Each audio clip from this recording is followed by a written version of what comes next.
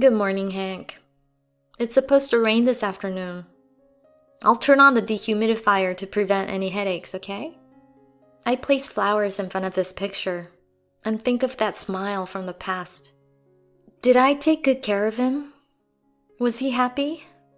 My father-in-law, Hank, always kindly looked out for his inadequate daughter-in-law, me. I miss you, Hank, but I'm living strong. I always will. My name is Heather, 29 years old. I moved into my in-laws' house 6 years ago when I got married. I grew up in a traditional household and married through an arranged marriage as my parents wanted. My husband's family also had old-fashioned customs. Some things were a bit out of touch with modern norms, but life wasn't as restrictive as I had imagined. Hank, who was the head of the household, and my mother-in-law Ruth, who sometimes says strange things but isn't harmful, made life bearable. My husband Sam is busy running the family business. Our marriage isn't particularly sweet, and it's disappointing that he doesn't want kids, but we had a generally good relationship. Until Hank passed away. Well, Heather, slacking off again? The weather's supposed to get worse, and it's so humid and unpleasant. You talking to his photo every day is so gloomy. Complaints came from my mother-in-law, Ruth. Her voice seemed to have become even sharper since her husband died. Good morning, Hank. I went outside and saw the flowers you liked blooming, so I got some for you before the rain. I tried to smile. I didn't want her to ruin my good mood from the morning. But Ruth's expression only got more annoyed. What? Showing off those flowers? Trying to say you took care of them or something? Are you implying I'm neglectful? Deep wrinkles appeared on her forehead. I sighed inwardly, thinking she should stop frowning if she's going to use a facial roller every night. You know, Heather, you have no sense. Running the dehumidifier before it even rains? It's a waste of electricity. She implied I didn't consider who pays the bills. She's dripping with sarcasm. Her nagging has gotten worse since Hank died. What used to be occasional odd complaints have become relentless. I thought it was just her loneliness, but lately, it seems she's actually looking for reasons to criticize me. This morning, Sam asked me, "Can you wash and dry my shirts for my trip starting tomorrow?" So I was hanging them to dry when Ruth came in. Hanging them here will dry them the fastest, I said. The forecast said that hang-drying clothes outside was difficult. Oh, what a great excuse! Blaming your lack of preparation on my son? You're a disgrace of a wife. You've gotten quite thick-skinned since moving here. She scowled, but I wasn't shirking my chores. It's impossible to prepare in advance for a last-minute request. But she doesn't care and keeps nagging. She complained about the humidity, but she's more bothersome than the weather. Worse, she tells Sam twisted versions of these events. Initially, he ignored her, but lately, he's been telling me to make her stop and blaming me for her nagging. This only made Ruth's complaints and false stories escalate. If I confronted her, her shrill voice can be heard outside the house. She also ruins the chores I've done, cutting off Hank's cherished flowers. In the end, letting her have her way and saying, "Yes, I'm sorry," is the easiest way to keep the peace. I'm so tired. Hank, I'm sorry you had to see that. After finally getting a break from Ruth's nagging, I spoke to Hank's photo again. When he had a stroke, she said, "I can't take care of him," and did almost nothing. So I took care of him instead. He always thanked me with a gentle smile, saying, "You're a big help, Heather. Thank you." Having lost my father when I was young, I initially didn't know how to interact with Hank, but he was firm, yet kind. He often thanked me, and his words were never lacking. He was positive about everyday events. One incident stands out. Early in my marriage, when I was still getting used to the kitchen in this house, I forgot to turn on the oven with the meat inside. I was bracing myself for a scolding, but Hank said, "A meal tastes even better when you're really hungry. Let's wait patiently." He even thanked me for the meal. That eased my mind, and he remained the same even when sick. He kept saying thank you during my first experience with caregiving. He was like a real father to me. That's why, even after his death, I talk to his photo every morning and worry about the temperature and humidity before it rains. With Ruth's increasing hostility, I sought solace in Hank's smile. "Hey, Heather, what's this? It's all wrinkled and dirty." That night, while cleaning up after dinner, Sam brought me the shirt I had ironed and put it in a suitcase. "And what happened in the bedroom? It's a mess. My stuff for tomorrow is scattered. This is ridiculous. I need to leave early." His demeanor had changed since Hank died. He was harsher. Hank had indeed been the pillar of the house. Sam threw the shirt at me in frustration, and I was shocked. "What is this? Why is everything scattered?" I rushed to the bedroom with the badly wrinkled and dirty shirt in hand. "What?" Rain was blowing in through a wide open window, soaking the curtains. The bed was covered with items spilled from the suitcase. I quickly closed the window and started mopping up the rain. "Oh, Missy?" In the corner, drenched and shivering, was the neighborhood cat, Missy. "Oh, poor thing, you're so wet. Come here, let me dry you off." Despite the chaos, I couldn't leave the wet cat. I gently wrapped Missy in a towel. "I know, you wouldn't do this." I held the softly crying cat. "Hey, what are you doing?" Sam's irritated voice came from behind. "That's a stray cat. Don't waste a towel on it. It probably made this mess. Get it out." Behind him stood Ruth. "This is terrible. The room and your things are ruined. And what's that filthy thing? Using a good towel on it? Unbelievable. Heather, your lack of sense is astonishing." She was more proud than angry. "Caring for a cat that broke in and wrecked the place? What's wrong with you?" Her voice was sharper than ever, and I finally snapped. "Excuse me, Ruth, but Missy didn't make this mess." "What? Of course she did!" But it didn't add up. The shirt Sam brought isn't wet, just wrinkled and dirty.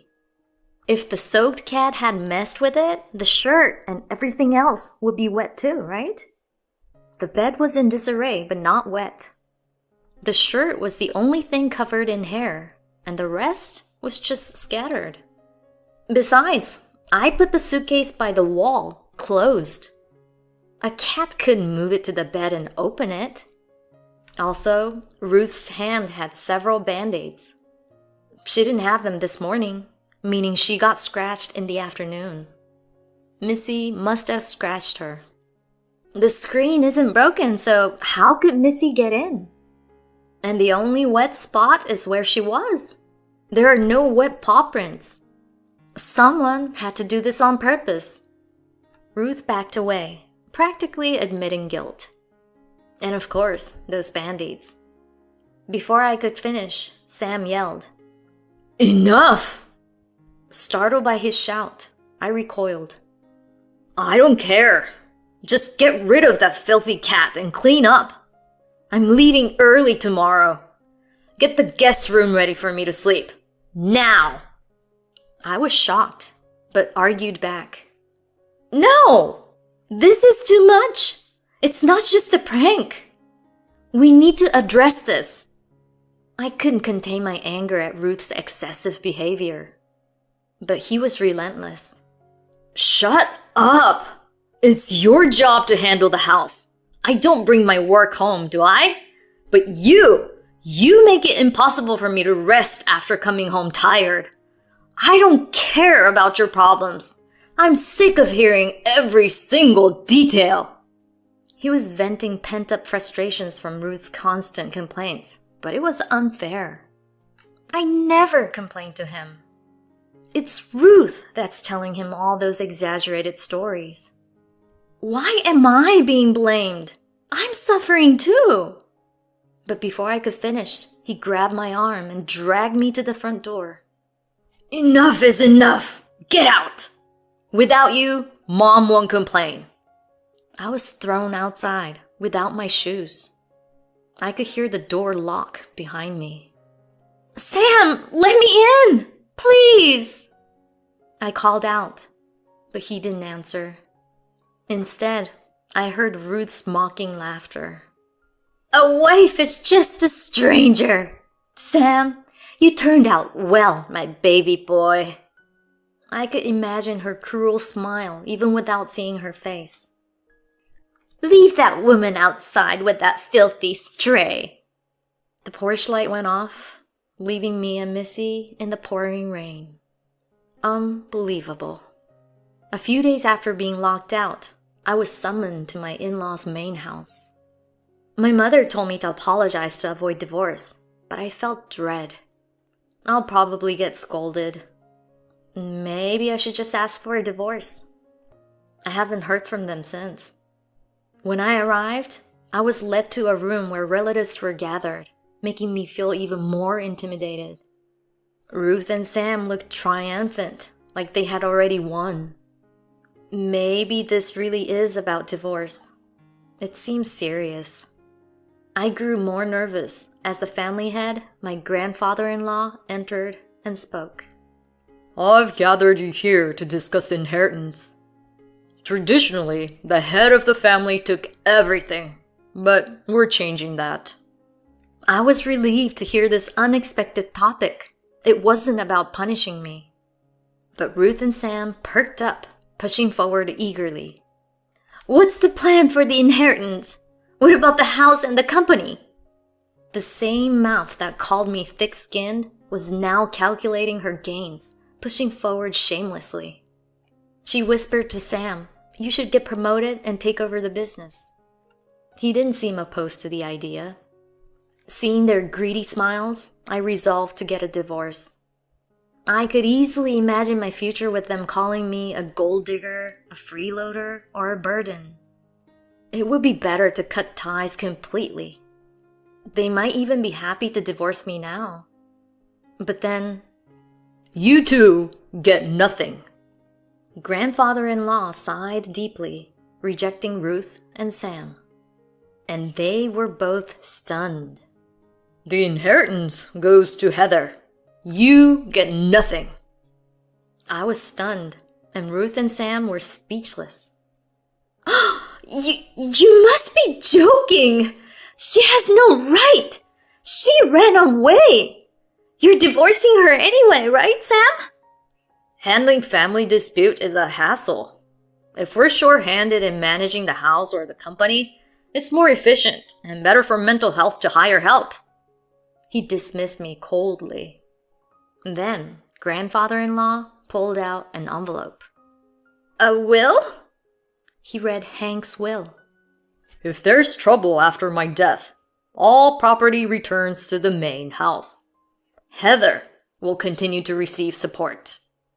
In other words, I would always be taken care of. No way! This can't be!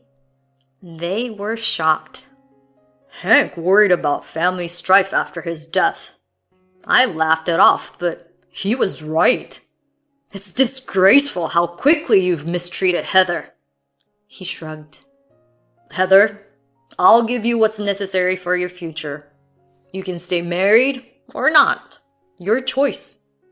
As an adopted member myself, I understand your position. We'll support you. His kind smile reminded me of Hank. No. This is too much. We haven't done anything wrong! We're the victims here! She left us! Of course they wouldn't accept this quietly. Spitting as she talked, Ruth insisted that I, the daughter-in-law, was at fault. Enough shame. It's clear. What? What do you mean? At his signal, a surprise guest entered. The neighbor, Max? He smiled and took out an identical envelope. Hank asked me to report any issues. Kicking her out barefoot in the rain wasn't right. Missy saw it too. Didn't you, you little munchkin? He handed Missy to me. Thank you for the help and the fare that night, Max. I never properly thanked you. Holding Missy, I smiled. You already thanked me with those sweet fruits. Thanks for those. And no need for formalities. Hank helped me in hard times. I owed him. He teared up as if remembering something. We should help each other out in tough times. That's what he always said. He was a good man. The neighbors know you suffered after he passed. We're sorry you had to go through that. My eyes welled up, thinking of how Hank had sown seeds of kindness that resulted in the neighbors supporting me. Do you still claim to be victims? He asked Ruth and Sam sternly, watching our exchange with their mouths agape. You treated Heather like an outsider. If you can't respect her, you should leave. Sam, you're fired from the company. You two can go somewhere else, start from scratch, and learn some humility. They shrank under his stern gaze. No. This can't be! Under the family's cold stares, they had no choice but to leave. Sam struggled to find work, and they both ended up with part-time jobs. I divorced, but stayed in the house with grandfather-in-law's permission, looking after Hank's memorial. The family assured me I could consult them if needed. The neighbors gave us some fresh peaches. Let's enjoy them together. Here, Missy, a little for you too. Surrounded by smiles and kindness, I resolved to cherish these peaceful days.